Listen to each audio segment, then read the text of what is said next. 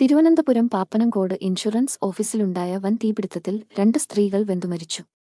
ഓഫീസിലെ ജീവനക്കാരി വൈഷ്ണവ, തിരിച്ചറിയാത്ത മറ്റൊരു സ്ത്രീ എന്നിവരാണ് മരിച്ചത്.